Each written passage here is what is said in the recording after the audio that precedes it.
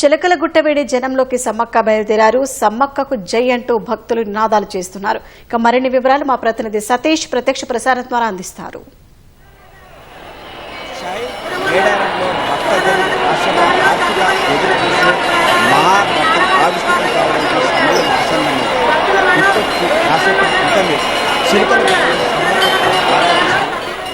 ప్రత్యేక పూజలు చేశారు.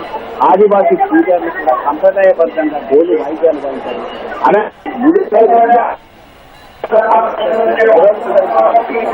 ఆ తర్వాత వచ్చేటప్పుడు బాగా కోలాహలంగా కనిపిస్తుంది. తర్వాత ఆ తిరుపతి నుంచి నేరుగా మేడారం అక్కడి నుంచి తర్వాత ఈ గద్దెలపై తీసుకురావడానికి వచ్చేస్తుంది.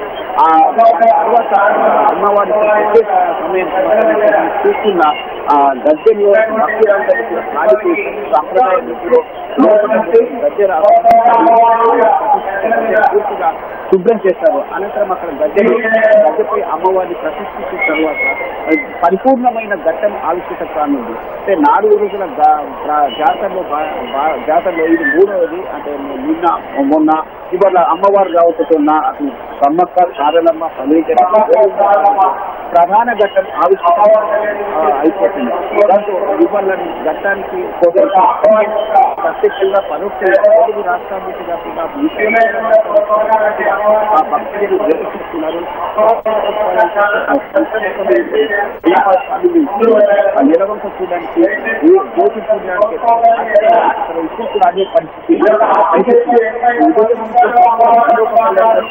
వచ్చి చేయడంతో మేడారి పూర్తిగా ఈ దీని తలబుద్ధి బాగా విఐపీల పార్టీ కూడా బాగా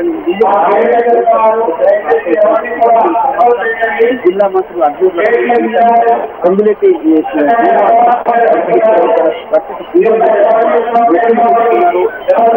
ఏదైతే కోరికలు చూస్తున్నారు